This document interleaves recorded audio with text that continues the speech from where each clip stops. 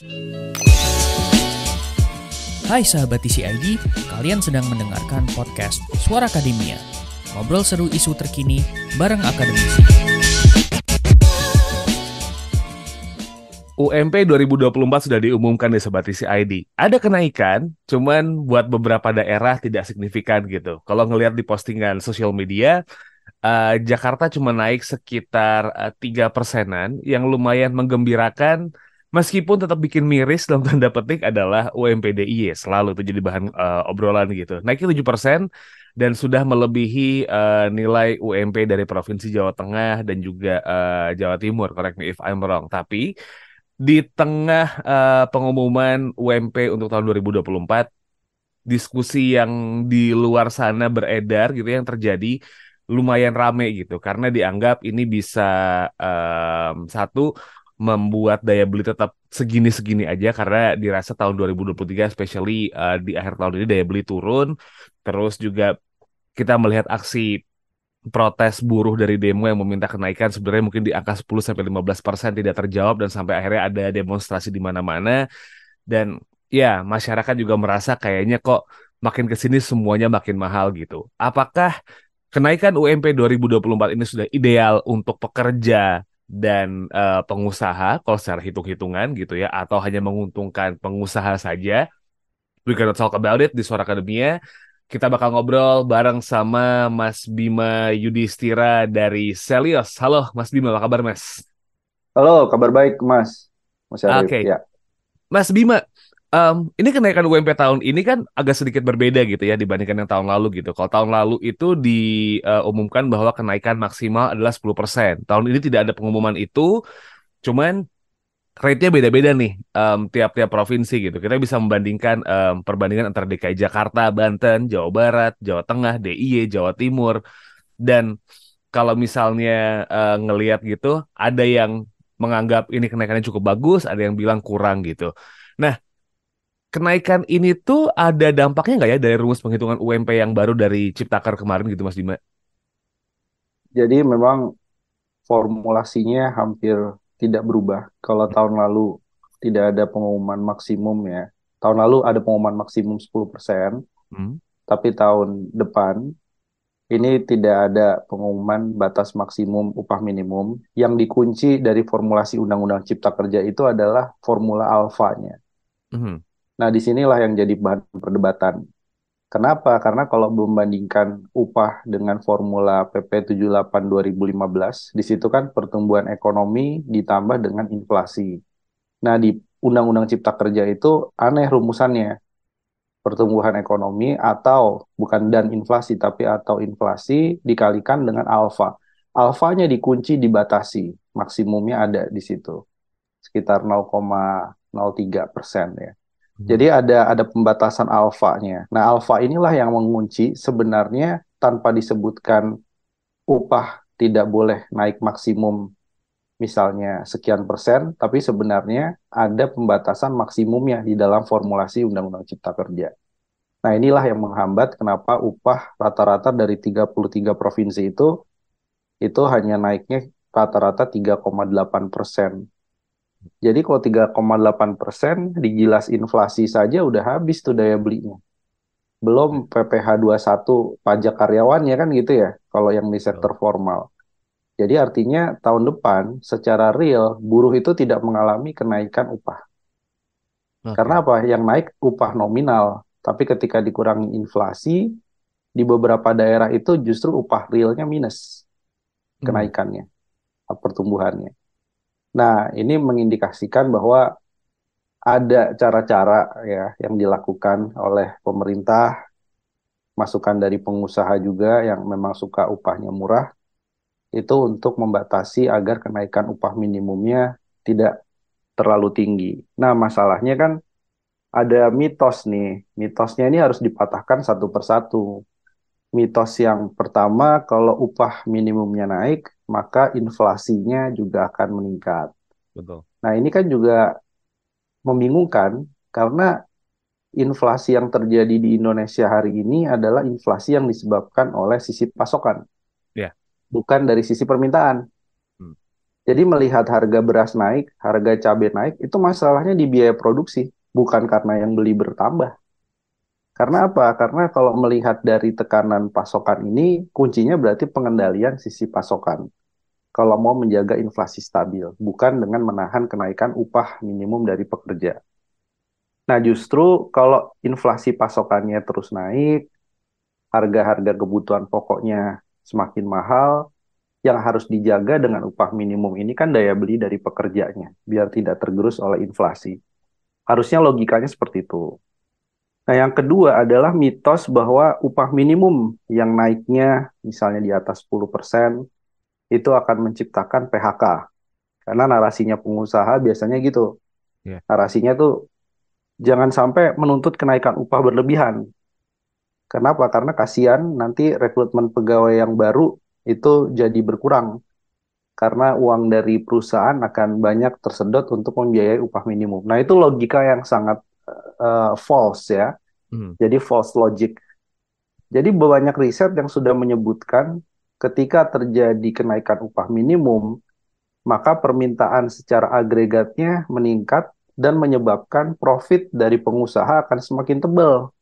Ya. Karena buruh nggak mungkin upahnya naik misalnya ya 200.000 atau 300.000 misalnya di tahun depan, itu kemudian dia mengalihkan uang dari kenaikan upahnya itu ke rekening di Swiss atau di Singapura. Ya. Enggak.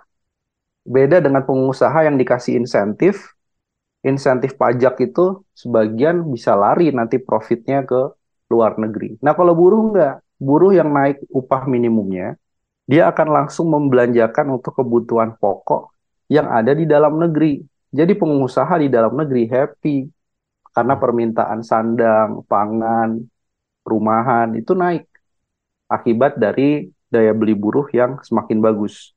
Nah, jadi mitos-mitos ini yang selalu terjadi pada saat perdebatan pengupahan, pada saat pemutusan di Dewan Pengupahan di banyak sekali daerah. Itu yang selalu dijadikan sebagai daya tawar dari pengusaha untuk menghambat kenaikan upah yang terlalu tinggi.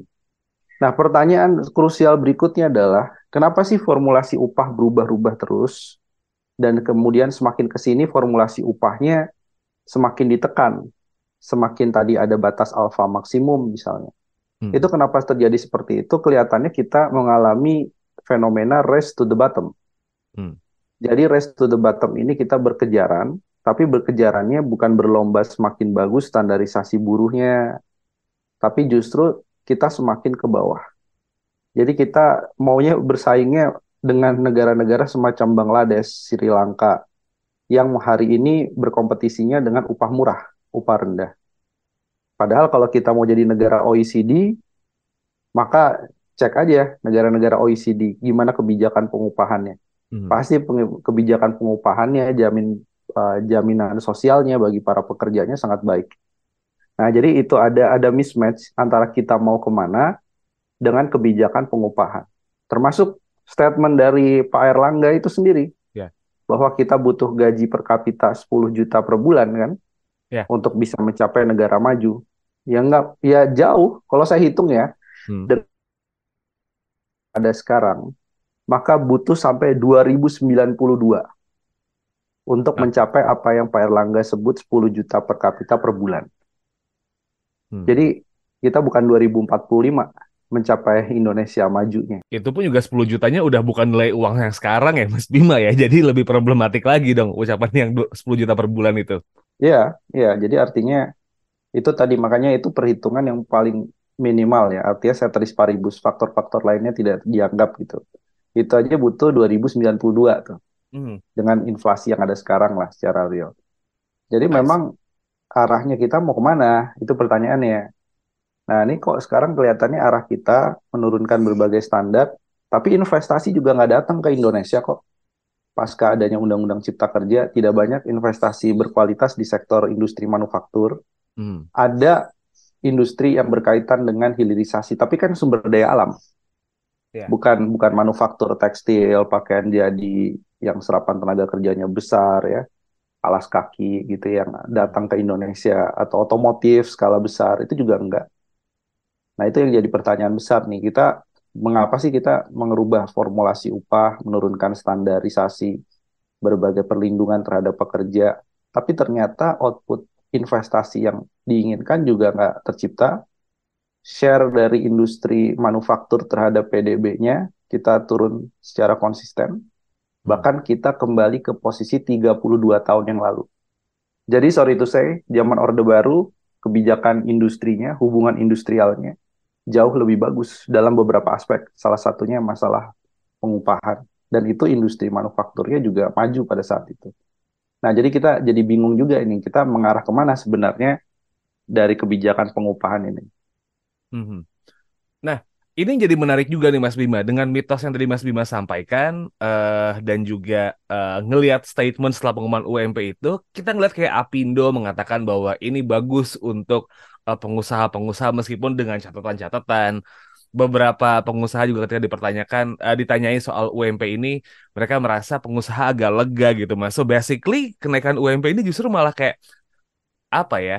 Kalau istilah orang Jawa itu ngelegani, oh iya nih upah naik gitu. Tapi sebenarnya pengusaha mah santai-santai aja gitu Mas Bima. Saya jelas, pengusaha yang suka dengan upah yang lebih rendah pasti akan happy dengan kebijakan sekarang. Kan yang mendorong Undang-Undang Cipta Kerja kan pengusaha. Mana ada dari pekerja yang didorong ide-ide atau gagasannya diakomodir dalam Undang-Undang Cipta Kerja kan nggak ada gitu ya. Mhm. Jadi memang anehnya gini, katakanlah negara hari ini berpihak pada pengusaha dan pengusaha punya saham yang cukup banyak juga misalnya di pemerintahan. Ya kita tahu ya banyak konflik kepentingan antara pengusaha dengan pejabat negara atau penyelenggara negara kan hari ini kelihatan jelas gitu. Tidak bisa ditutup-tutupi. Nah, katakanlah begitu. Katakanlah semua upaya daya ini memenangkan kepentingan pengusaha. Pertanyaan besarnya, kenapa tidak terlalu menarik juga bagi investasi untuk masuk ke sini? Hmm. Jadi kalau ditanya, wah ada investasi masuk. Investasi masuknya itu sebagian adalah investasi yang berkaitan dengan proyek infrastruktur. Ya. Dan proyek infrastruktur tidak ada kaitannya dengan masalah pengupahan. Itu satu. Yang kedua, justru yang sensitif terkait dengan upah yang pengusaha bilang itu melegakan, itu kan di sektor yang sifatnya padat karya, industri padat karya, sektor formal padat karya. Itu banyak kehilangan kompetisi dari Vietnam, kompetisi dari Thailand, kompetisi dari Malaysia. Jadi kita juga jadi mempertanyakan sebenarnya dengan karpet merah yang diberikan termasuk dengan pengupahan itu ternyata tidak banyak membantu fundamental ekonomi kita dalam berdaya saing. Nah, Hmm. ini akhirnya buat apa kemudian upahnya disurpres atau upahnya ditekan gitu ya, direpress. Tapi di sisi yang lain tidak terjadi peningkatan daya saing secara signifikan di sektor yang harusnya terbantu dengan upah yang lebih rendah. Nah, Hmm. logik itu yang akhirnya dimakan gitu ya oleh realita atau fakta di lapangan. Nah, yang terjadi adalah bukan sektor formal kita membesar, tetapi sektor informal kita yang semakin membesar pekerjaannya. Yang Ya. menarik apa? Yang menarik adalah mereka yang bekerja dengan upah minimum hari ini, karena tidak cukup juga untuk memenuhi kebutuhan hidup yang layak. Akhirnya pasangan suami dan istrinya itu bekerja bergantian jaga warung. Ya. Inilah salah satu pemicu informalitas di pekerja kita juga meningkat. Karena Mhm. nggak cukup. Jadi sudah bekerja suaminya di sektor formal, di pabrik garment, itu istrinya tetap harus buka warung. Ya. Suaminya habis dari bekerja jadi ojek online. Mhm.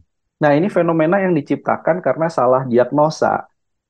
Bukan itu, jadi bukan upah yang ditekan, tapi justru yang harus diperbaiki adalah kesejahteraan pekerjanya, yang harus diperbaiki perlindungan pekerjanya, daya saing itu ada di inovasi, daya saing itu ada di belanja riset, daya saing itu ada pada penurunan biaya logistik, daya saing ada pemberantasan korupsi, daya saing itu ada dalam penurunan ICOR, Incremental Capital Output Ratio. Yang Mhm. hari ini nilai ICOR kita 7,6. Di awal Presiden Jokowi baru sekitar 6.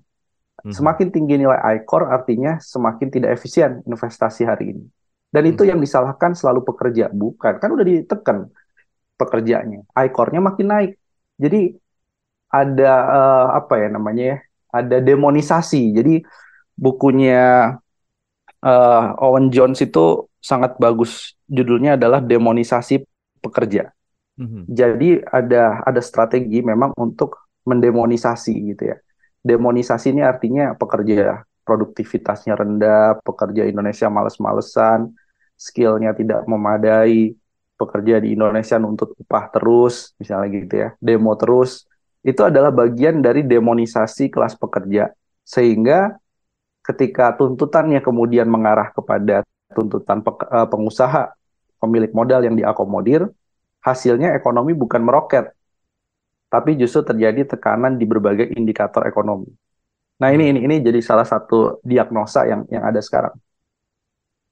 I see.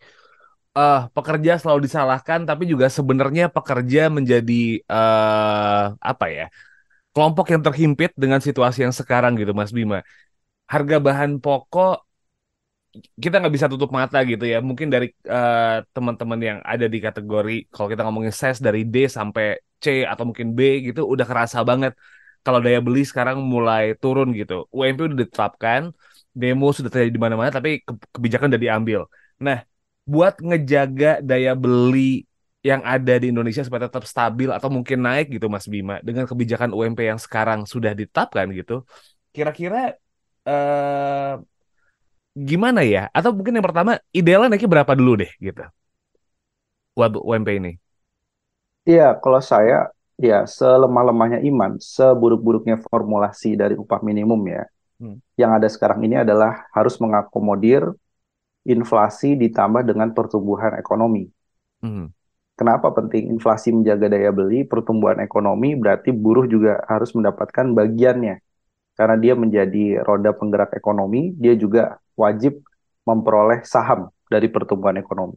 Nah, sekarang kalau pertumbuhan ekonominya 5%, ya, inflasi tahunannya misalnya antara 4 sampai 5%, ya artinya 10% itu sangat-sangat minimum kenaikannya. I see. Upah minimum rata-rata nasionalnya. Nah, itu ya. Nah, jadi upah minimum kabupaten kotanya bisa lebih tinggi daripada itu.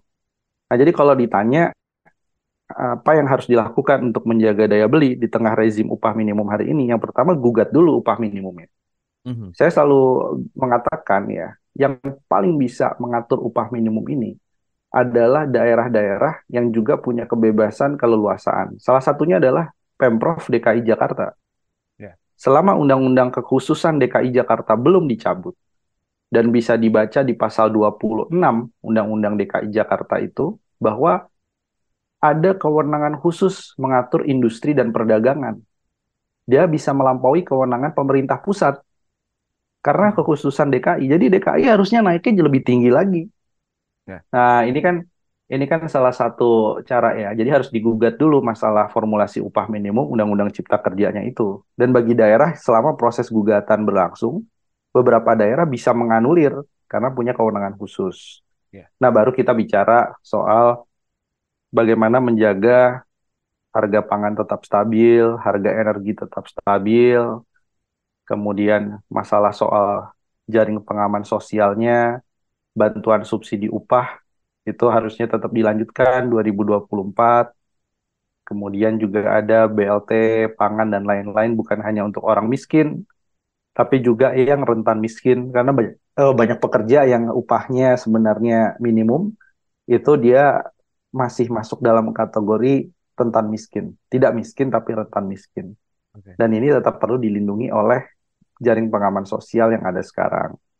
Nah, itu jadi banyak hal yang harus diperbaiki untuk memperkuat daya beli itu. Tapi yang pertama adalah ubah dulu masalah pengupahannya. I see.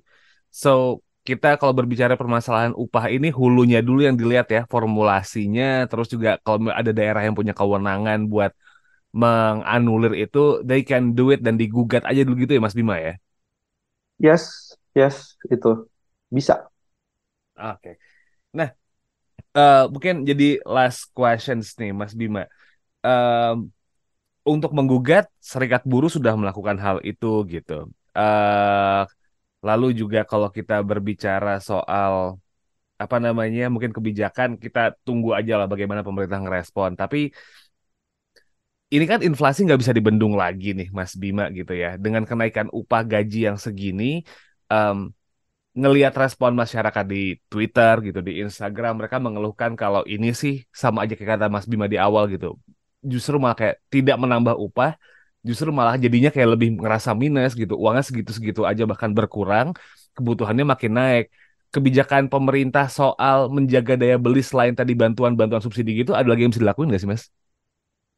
Ya, masalah inflasinya dari mana? Masalah inflasinya dari sisi pasokan, Hmm. berarti pemerintah juga harus intervensi pasokan. Nah, ini panjang sekali nih, tapi secara singkat gini, pasokan kita yang bermasalah, ini dibiarkan sejak lama, dan solusinya selalu soal pangan itu adalah impor. Tahun depan ada rencana impornya 5 juta ton kan, wacananya. Meskipun baru wacana, 5 juta ton impor beras.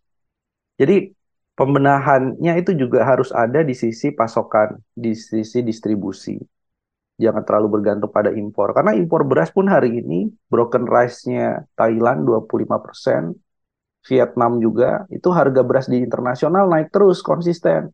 Hmm. Biaya pupuknya juga fluktuatif, tapi ada kecenderungan mengalami kenaikan. Jadi artinya biaya produksinya harus ditekan dulu, baru kemudian distribusinya diatur, tata niaganya dipangkas biar lebih singkat, dan bagaimana mencegah El Nino, mencegah mitigasi fenomena perubahan iklim misalnya ke pangan. Nah ini kan juga butuh riset-riset pertanian dan segala macam. Jadi akar masalahnya itu adalah inflasi sisi pasokan Mhm. yang kemudian tidak dikendalikan dengan baik. TPID-nya harusnya berjalan dengan baik, ini tidak berjalan dengan baik. Banyak pemerintah daerah juga masih malas-malasan untuk mengatur stabilitas pangan. Nah, kalau inflasinya bisa diatur, bisa dikendalikan, maka daya beli pekerja pun juga bisa lebih bagus. Ya, dan formulasi kenaikan upah minimum yang mengikuti inflasi pun pengusaha akan happy kalau kenaikannya tidak terlalu tinggi. Tapi kenaikan tidak terlalu tinggi juga harus dibarengi dengan pengendalian inflasinya. Sekarang kalau inflasinya aja sudah naik terus, misalnya inflasi pangannya 5%, maka kalau kenaikannya di bawah 5% upah minimum, dia udah tergilas oleh inflasi tadi. Nah, Mhm. jadi ini nih, maka akar masalah inflasinya harus diberesin dulu. Baru kemudian bicara soal masalah lain-lainnya gitu ya. Nah, jadi pengupahannya harus dibenahi, masalah inflasinya diatur, baru bantuan-bantuan sosial itu kan iya, tepat. Cuman gini-gini, mau dikasih bantuan El Nino dan lain-lain ya, itu tidak semua buruh pertama mendapatkan itu. Buruh yang upah minimum, buruh yang baru bekerja di bawah 1 tahun belum tentu dapat itu. Kedua, kita hitung secara total pun kalah kita. Ya. Jaring pengaman sosial terhadap PDB dibandingkan Timor Leste aja kita kalah. Kita sangat kecil sekali ya, hanya kisaran 2% terhadap PDB. Nah, itu kan jadi salah satu catatan. Gimana kita bisa mewujudkan negara yang lebih baik untuk melindungi para pekerja, kalau UMP-nya ditekan, sementara jaring pengaman sosialnya pun relatif terkecil bahkan di Asia Tenggara, kalau dikomparisikan dengan PDB. Gitu. I see. So, kalau kita kaitkan dengan proses pemilu yang per tanggal 28 November ini udah mulai masa kampanye, it's gonna be a big, big homework dong ya buat nanti capres yang menang, Mas Bima ya. Karena orang yang masuk jadi sektor karyawan ini lumayan gede banget nih nasib hajat hidup orang banyak ini, Mas Bima ya. Iya, tiap tahun ada 3 juta angkatan kerja, ya kan? Hmm. 3 juta angkatan kerja ini sebagian masuk ke formal, sebagian informal. Yang formal upahnya ditekan, ya kan, UMP-nya. Jadi kondisinya akan sangat berat. Itu sebenarnya bukan hanya di pikiran para capres saja, Mhm. tantangan ekonomi 2024 ke depan, tapi juga investor. Gini, kira-kira investor tuh bacanya gini, kenapa sih setiap kali ada penurunan upah minimum, kenaikannya cukup rendah, itu mereka ragu untuk masuk ke Indonesia. Nah, kadang-kadang kan ada persepsi ini mitos bahwa investor nggak mau masuk karena upah di Indonesia ketinggian. Salah. Iya. Upah di China lebih tinggi daripada Indonesia. Tapi investor itu tidak mau masuk karena khawatir upah yang terlalu rendah kenaikannya akan menciptakan perubahan pada permintaan agregat Mhm. dan rencana bisnis di Indonesia dalam jangka yang panjang. sehingga mereka menunda dulu untuk masuk, khawatir bikin pabrik yang beli sepi, kira-kira gitu. Karena upah minimumnya kecil. Nah, itu pun juga sangat mengganggu. Dan yang kedua adalah masalah soal politiknya sendiri. Nah, sekarang kalau banyak aksi, banyak demo gitu ya, jelang pemilu, ini kan mengganggu stabilitas politik juga. Dari sisi negara dirugikan, dari sisi pengusaha sebenarnya dirugikan juga. Investor jadi wait and see juga.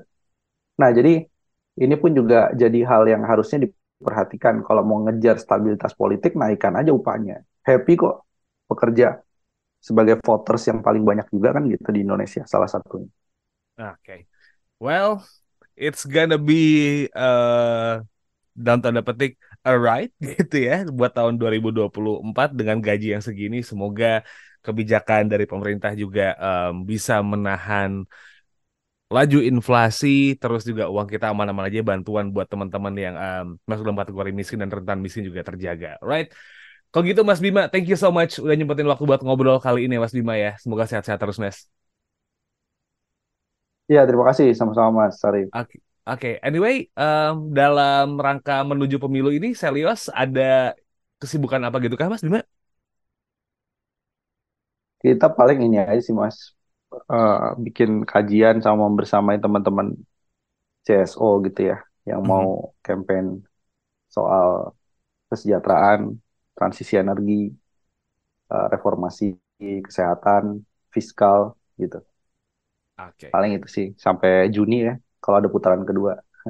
Oke, alright, langsung aja dicek Selios di sosial media atau mungkin websitenya. You can find it very easy. Kira-kira teman-teman Selios kajiannya seperti apa? Langsung aja dicek. Alright, it's a wrap for this episode. Kita ketemu lagi next week, Sobat Isi ID. Wassalamualaikum. Hai sahabat TCID, kalian sedang mendengarkan podcast Suara Akademia. Ngobrol seru isu terkini bareng akademisi.